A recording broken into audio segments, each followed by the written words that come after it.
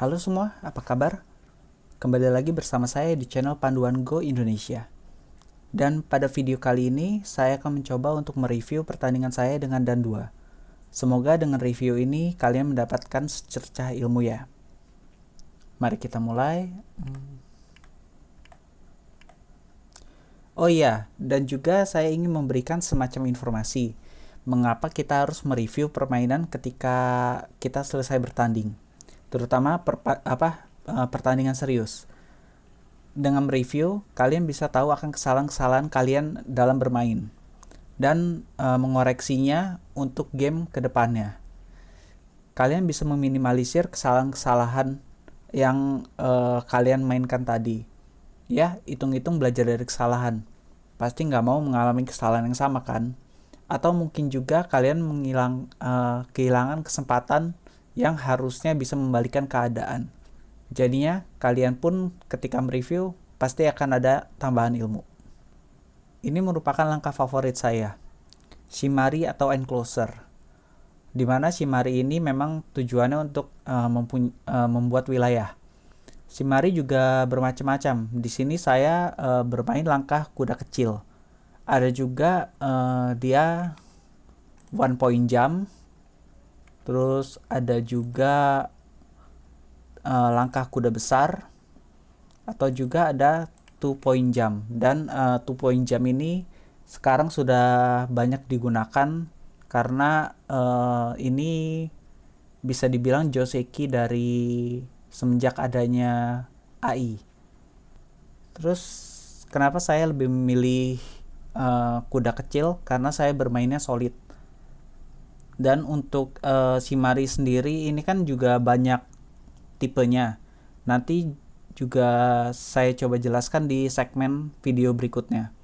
Itu ada pembahasannya sendiri. Jadi kita nggak bahas di sini. Kita fokus ke review permainannya. Di sini saya mulai menyerang putih. Di sini saya melakukan low approach, yakni pendekatan dengan memakai line 3. Karena tujuan saya emang untuk mencuri wilayah musuh. Terus ngomong-ngomong soal line atau garis pada papan, untuk penjelasan detailnya, kalian bisa kunjungi blog Baduk Indonesia. Itu linknya ada di deskripsi. Di sini Putih menggunakan Kosumi milik Susaku. Untuk kalian yang membaca komik Hikaru no Go, pasti tahu akan sosok ini. Dengan langkah ini membuat Putih solid. Dia bisa melangkah ke tengah nantinya. Atau memblok kita di Q3 di sini nanti. Oh salah, maaf. Nah, jadi dia mendapatkan pojok. Lalu bisa juga untuk menghubungkannya dengan R10 di sini, yang di R10. R10 ini, R10. Di sini juga saya sebagai hitam harus merespon. Dan saya punya dua pilihan. Jadi untuk bermain di R2, di B, atau di N4, di A. Tapi kalau saya main di R2, Putih akan bermain di O4. Jadi seperti ini. Dia akan bermain di O4. Lalu berikutnya akan seperti ini. Nah, kalau posisi kayak gini, Putih bisa unggul soalnya dia bisa memanfaatkan dinding yang bertanda segitiga ini.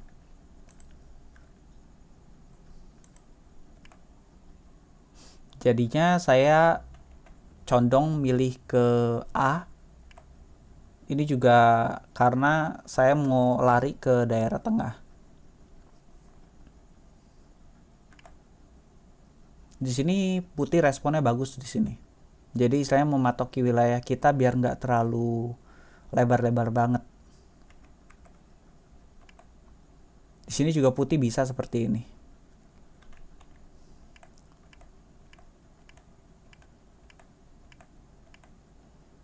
Dan di sini Putih bisa memilih antara A dan B. Jadi kalau misalnya dia B, berarti dia bermain solid benar. Ya, seperti ini. Lalu kalau misalnya dia A, dia akan melakukan Atari di sini. Kemungkinan langkahnya akan seperti ini.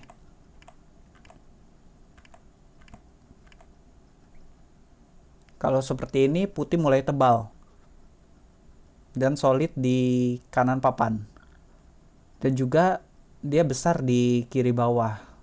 Makanya itu ini akan membuat kesulitan hitam dan kita mau nggak mau mulai invasi di Q9 di sini. Kita harus meminimalisir wilayah putih. Dan juga dengan Q9 ini kita akan punya patokan untuk ke daerah tengah. Dan di game sebenarnya putih melangkah di poin B, lebih solid. Di sini saya punya dua pilihan, mau Hane di A atau mau solid di B sebenarnya. Dan seharusnya sih di B ini, jadi istilahnya lebih solid. Tapi saya memilih Hane di O6. Nah, ternyata si putih ini, pemain putih ini dia mengorbankan satu batu tadi untuk mempersolid wilayah kanannya. Jadi emang sesuai taktik kalian main seperti apa. Di sini dia menggunakan korban dan nantinya mungkin bisa dia gunakan seperti ini.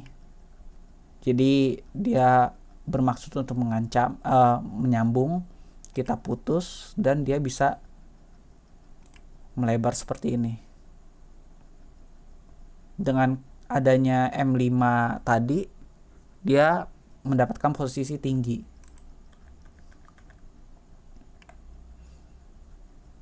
Dan di game sebenarnya putih melompat di R13 ini. Dan sekarang ini sente saya, atau bisa juga saya yang sekarang berinisiatif mau kemana. Jadi saya di sini mencari poin yang besar di papan. Saya bisa menyerang di F3 di sini. Terus juga atau di C6 sama. Saya istilahnya mau mengurangi wilayah musuh, mau menyerang. Tapi karena saya tipikalnya wilayah juga, teritori, jadi saya mainnya di sini. Kita lanjut. Putih di sini juga nggak mau kalah, jadi dia karena masih awal game ini beradu untuk menyamakan poin wilayah dulu. Kalau yang bener sih seperti itu. Soalnya bisa dilihat putih baru punya wilayah kanan saja, sementara saya udah punya 3 wilayah. Dan karena putih juga melangkah di sini, mau nggak mau kita juga mencoba invasi biar ngurangin wilayah dia. Nah, saya sudah melakukan invasi. Respon dia seperti ini. Saya kabur ke arah tengah.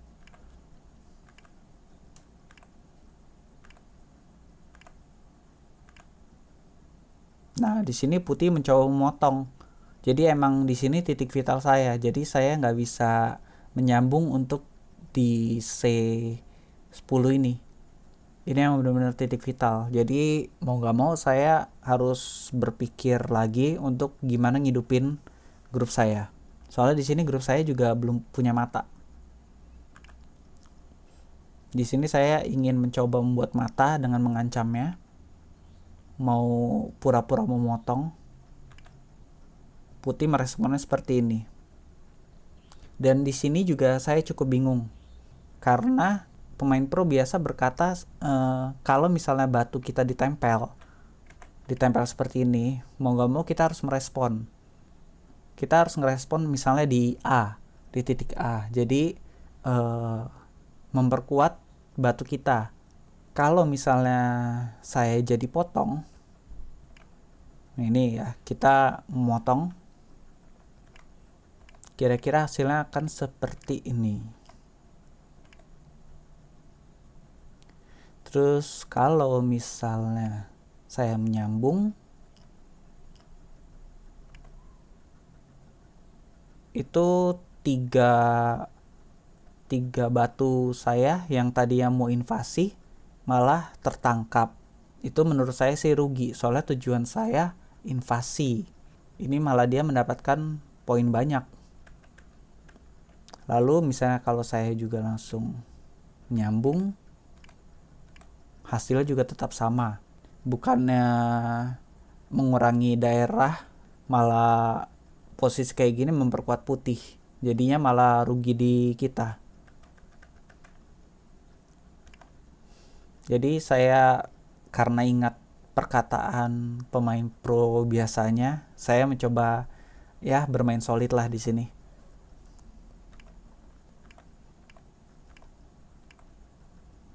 Di sini juga sebenarnya saya masih pingin motong, tapi takutnya posisi dia lebih tinggi, terus juga di tengahnya juga ya takut kalah perang aja, takut salah kalkulasi, jadi lebih milih nyelamatin diri dulu.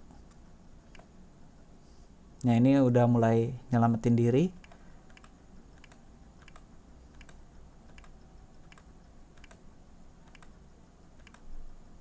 Tapi kalau dilihat-lihat emang tengah putih juga itu sih belum ada mata sih. Jadi emang nanti bakal target untuk diserang. Tapi sebelum itu ya selamatin diri dulu deh.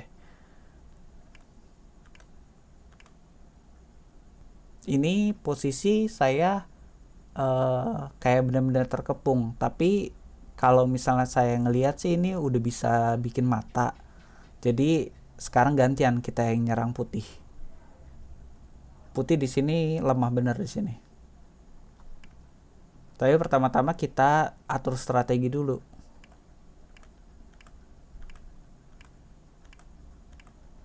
Jadi saya di sini mencoba membuat dinding. Sebelum nyerang kita buat dinding dulu. Nah, terus juga si putih ini jalan sesuai dengan rencana saya. Jadi misalnya saya pun udah punya dinding untuk menyerang.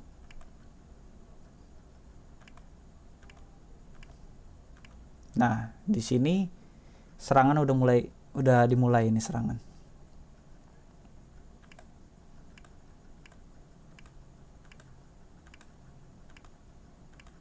Nah, bisa kalian lihat di sini putih belum punya mata sama sekali.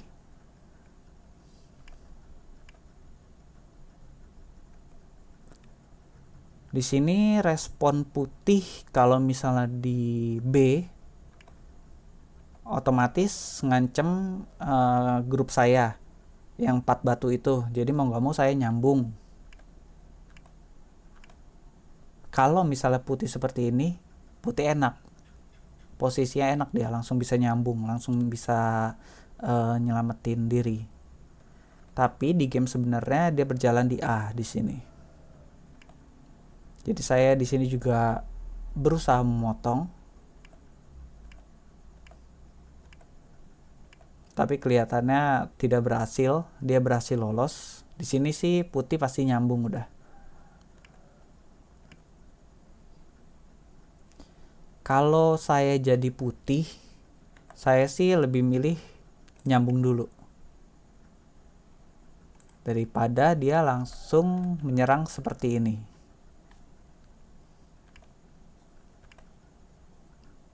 Memotong grup saya ini benar-benar kepotong ini. Tapi saya pikir masih bisa nyelamatin lah. Jadi kita balas potong. Saya hitung-hitung juga Liberty masih menang saya jauh.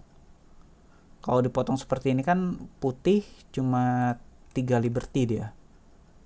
Sementara saya kan banyak, nyambung kemana-mana di sini.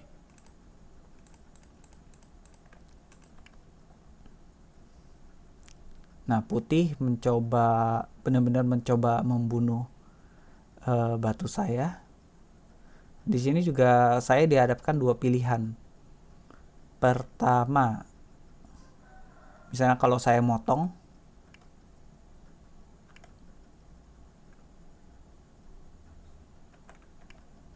nah, ini poin penting ini sebenarnya di J3 ini, di sini. Ini kalau misalnya saya potong gini, putih juga punya 2 pilihan.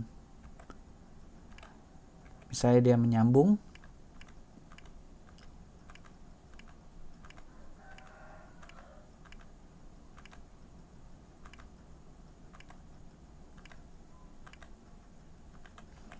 Kalau posisi seperti ini menguntungkan hitam sih. Soalnya di sini rantai yang ini putih mati. Tapi juga rantai yang ini hitam mati. Tapi ya nggak apa-apa. Furikawari atau pertukaran seperti ini lebih nguntungin hitam. Kalau misalnya dia respon langsung nyambung, nah ini juga Furikawari, tetap nguntungin hitam sih sebenarnya. Kalau misalnya saya langsung motong. Tapi di pertandingan sebenarnya saya lebih memilih menyelamatkan batu saya. Karena saya emang tipikalnya solid dan milih wilayah.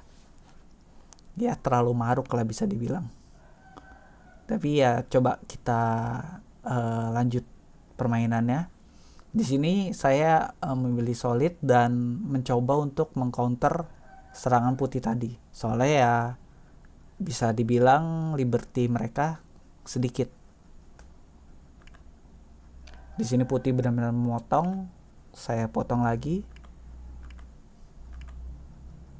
Di sini putih mau nggak mau nyambung. Kalau misalnya dia nggak nyambung, misalnya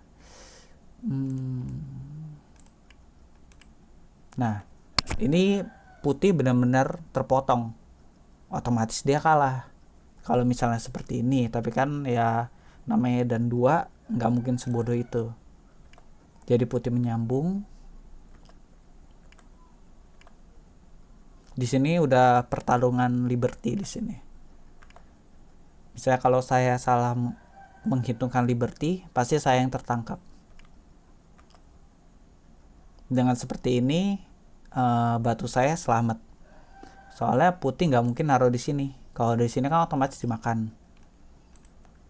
Putih udah nggak bisa. Di sini sebenarnya posisi saya udah unggul di sini. Soalnya wilayah putih yang tadinya di kiri bawah itu saya berhasil invasi. Jadi dia kehilangan banyak poin. Sementara saya juga punya wilayah di tengah.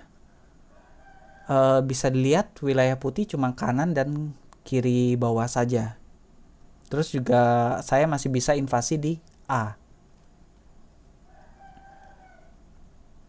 Di poin A ini misalnya, nah ini saya masih bisa invasi di sini. Jadi otomatis putih berkurang. Nah kan lumayan berkurang banyak. Pikir saya seperti itu. Di permainan aslinya putih berjalan di sini, saya merespon di sini.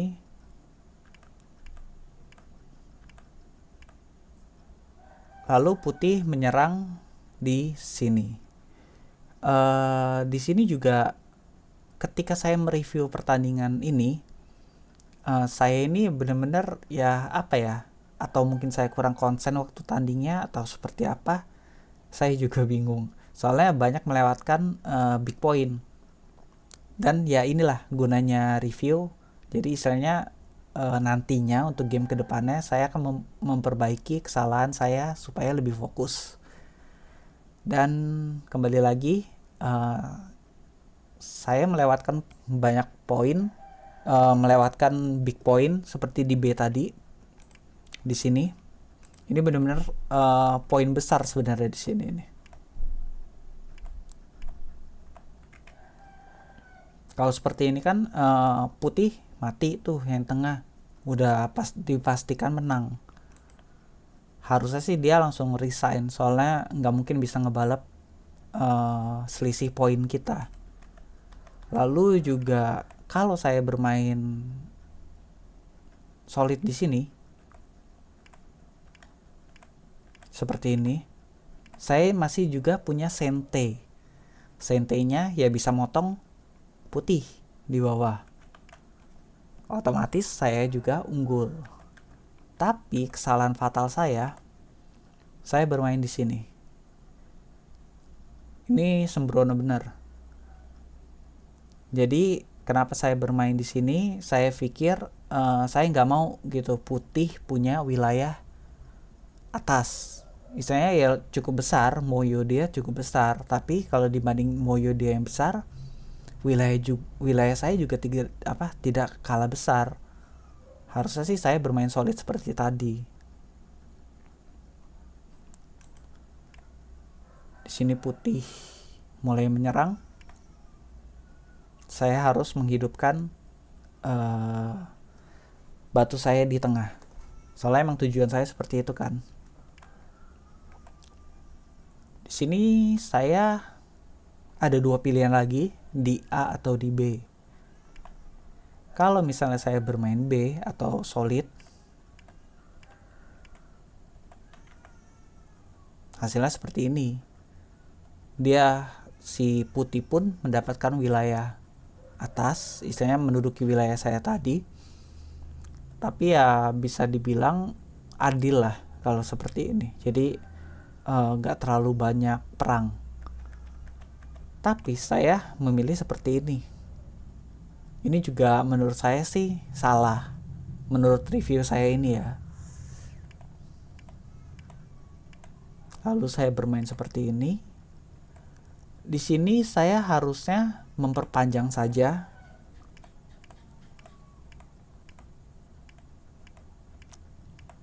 Tapi juga ternyata pikir saya bisa menghidupkan grup di kiri ini.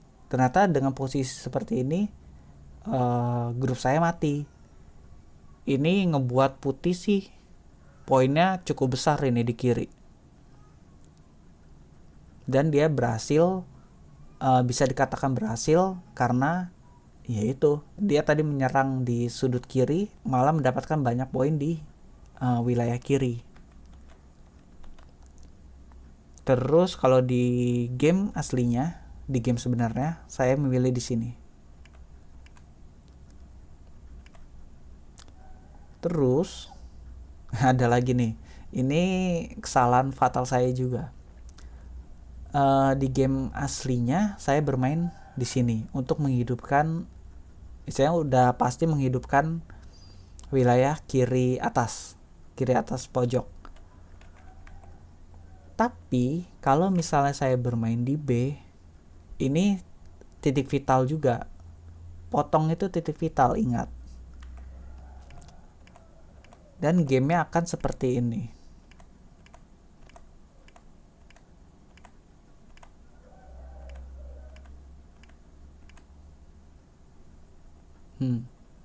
Ya, seperti ini. Soalnya putih mau nggak mau, waktu di sini dia lebih memilih posisi di kiri bawah.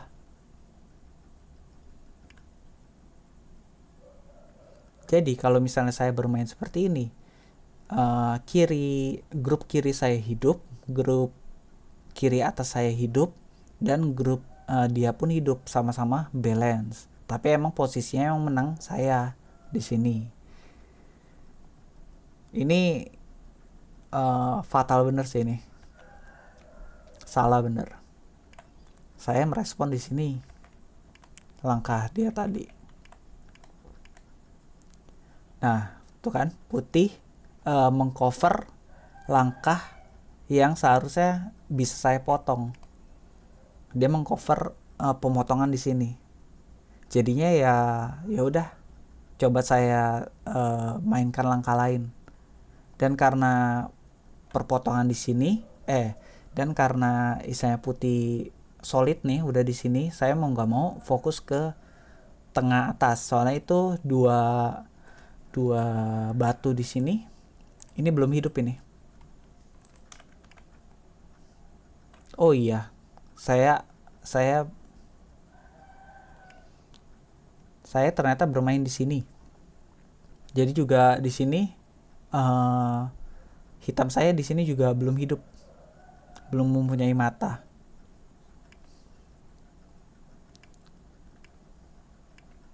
Jadi fokus saya sebenarnya terpecah di sini.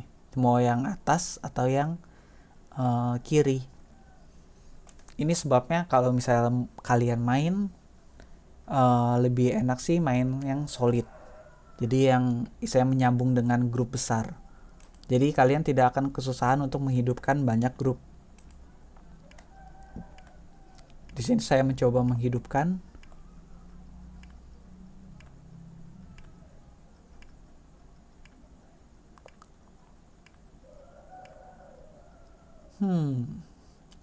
Di sini sebenarnya sih saya mau langsung respon nyambung.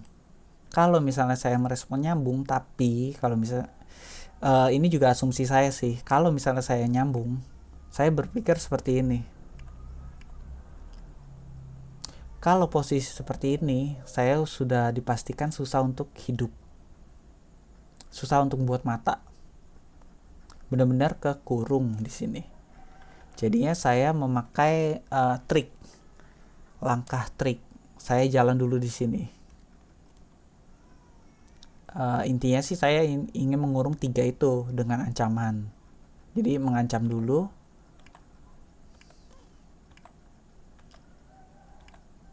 Nah, di sini ini Tesuji. Di sini putih punya 2 pilihan. Dia mau nyambung di sini solid atau di sini. Tapi emang kalau misalnya putih berjalan seperti ini emang sudah sesuai dengan rencana saya. Tapi jika kalau putih solid di sini, tak tak tak tak tak makan. Nah, ini kita harus KO, main KO. Kalau kita memenangkan KO di sini, maka kita otomatis menang.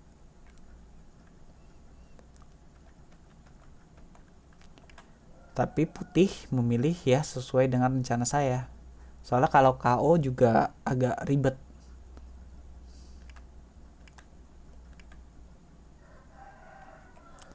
Di sini juga putih kalau misalnya bermain nyambung di sini, saya pengen nyelamatin 2 batu dia. Kira-kira akan seperti ini.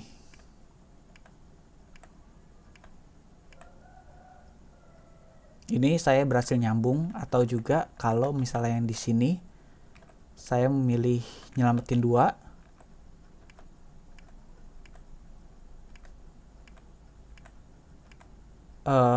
Ini akan menjadi pertarungan yang agak sulit buat saya. Soalnya hitung-hitung liberty, saya hanya mempunyai 4 liberty, sementara putih yang bertanda segitiga itu banyak liberty. Jadi kemungkinan saya juga akan kalah kalau misalnya bermain seperti itu. Tapi saya pasti bermain yang ini untuk bisa kabur. Tapi di game sebenarnya putih kesini. Putih mengacukan yang tadi, soalnya dia juga mungkin tahu bakal akan seperti itu.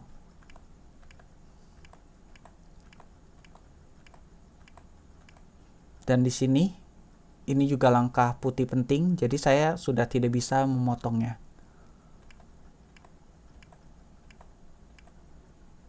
Nah, di sini yang maksud saya tadi, saya bisa invasi di sini.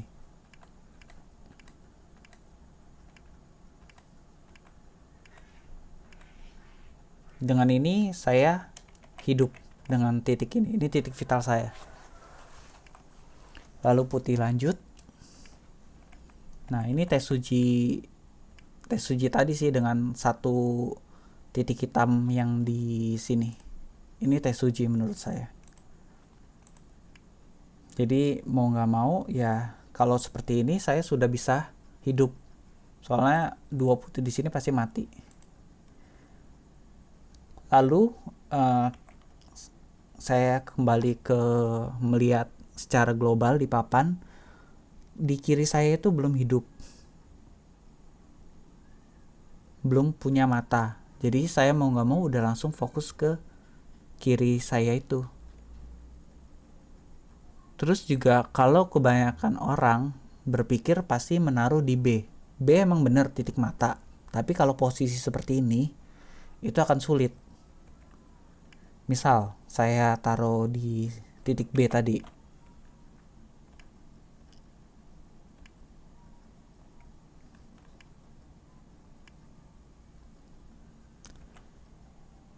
Misalnya di sini juga ada dua pilihan untuk hitam. Kalau misalnya dia bermain di sini,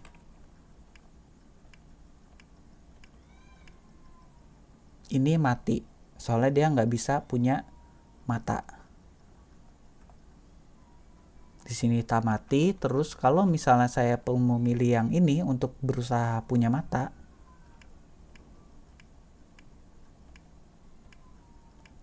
hasilnya juga sama. Di sini juga grup saya mati. Jadi saya lebih memilih untuk di sini dulu. Terus karena putih akhirnya mematikan grup saya yang ini grup saya mati jadinya. Saya juga kurang fokus. Jadi ini mati karena tidak punya dua mata. Saya berpikir kalau misalnya seperti ini, saya udah kehilangan banyak poin. Sudah putih sudah unggul banyak poin dari saya. Tapi karena saya belum melakukan perhitungan, jadi waktu di pertandingan seperti ini, kira-kira saya biasanya pun melakukan estimasi perhitungan wilayah. Misalnya saya mendapatkan poin berapa, musuh mendapatkan poin berapa. Itu istilahnya untuk jadi penentu langkah kita seharusnya. Jadi istilahnya kalau kita unggul ya pertahankan, atau tetap kita ambil big point. Tapi kalau misalnya kita kurang, kita cari big point lagi untuk mengungguli poin musuh.